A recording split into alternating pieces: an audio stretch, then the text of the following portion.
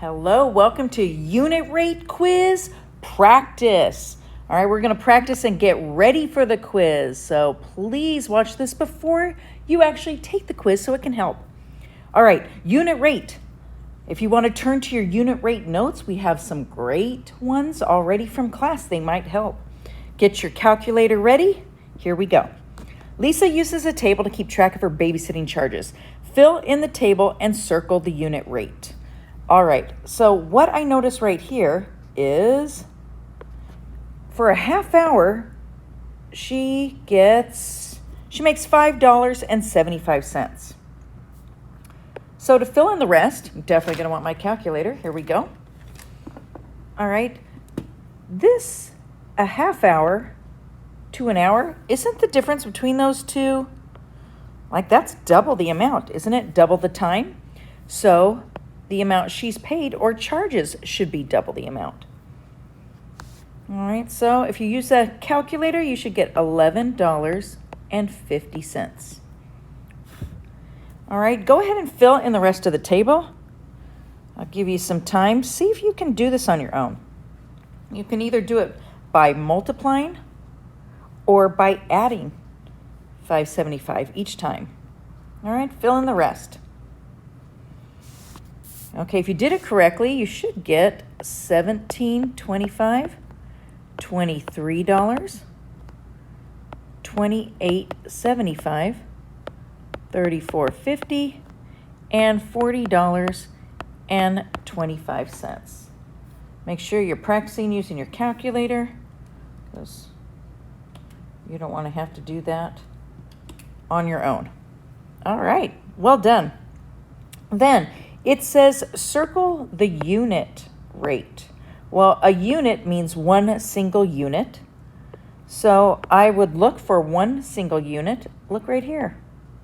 This tells us that Lisa makes $11.50 per hour. So I'm going to write that down. $11.50 per hour. Per 1 hour. That is our unit rate, 1 unit. All right, let's go to the next one. If it takes 7.5 hours to fill a 6,000-gallon swimming pool, whoa, how many gallons can be filled in 1 hour? Be sure to set up a ratio and label. So let's do it.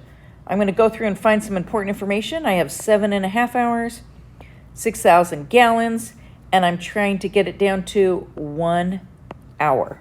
All right. So the 1 hour would be my unit rate. The 1 would be in the denominator. So here I go. I'm going to set up my labels and I'm going to compare it. I want to eventually get it down to 1 hour. All right, which means gallons is going to be in my numerator. All right, so let's fill in the information they give us. They gave us 7.5 hours and whoa, 6,000 gallons. This is what I want to know. And if you remember, what does this line mean in between on a fraction ratio? That's division.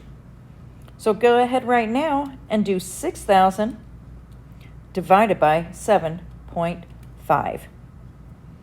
If you do it correctly, you should get 800. But this is a word problem, so my answer should have words in it. So let's go back. And they want to know how many gallons in 1 hour. Or you could write 800 gallons per hour. Either way's great. All right, let's look at the next one. This reminds me of a little Taco Tuesday. All right, find the price per ounce. So we're going to set up ratios again. We have juice A is $1.15 for 15 ounces, where juice B is $2.25 for 25 ounces. So I am comparing money or cost per ounce. Money or cost per ounce. There we go. So let's fill in the information, and I want to get it down to one single unit. All right, here we go. So I have $1.15 for 15 ounces, and this one is $2.25 for 25 ounces. So go ahead and do your division. If you do it correctly, you should have gotten something like this. Now, did you notice that I rounded? I rounded just because it was money. And when they asked me for the better buy, I can now say the better buy would be juice A. It's less money.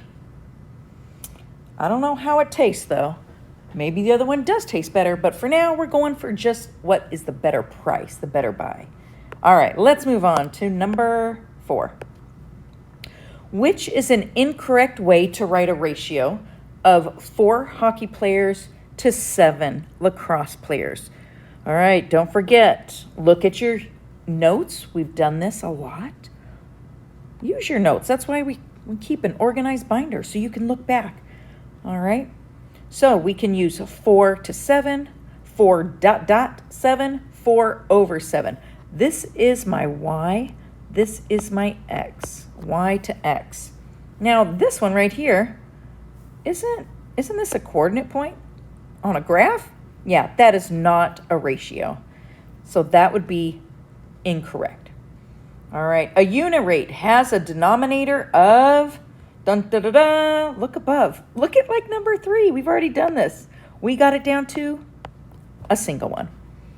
All right, now this last one, courtesy of Ms. Groller, looks a lot like number 4. Can you tell she loves hockey? Yeah.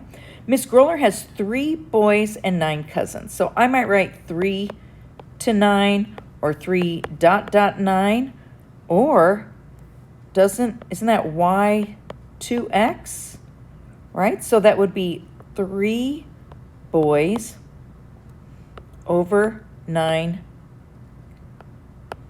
cousins. And then it says, be sure to simplify. Oh, this is not simplified. So if I simplified this, 3 goes into both, I would get 1 boy, 3 cousins.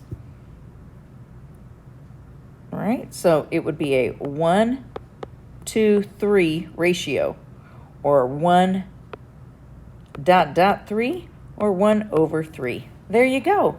How do you feel about unit rate? All right. If you missed some of these, those are the problems you want to go back and review. Look back on your unit rate notes. We've done a good job with a lot of good examples in this unit, so kind of refresh your memory. If you need extra help, phone a friend or come on over during advisory and brunch and get some help. You got this.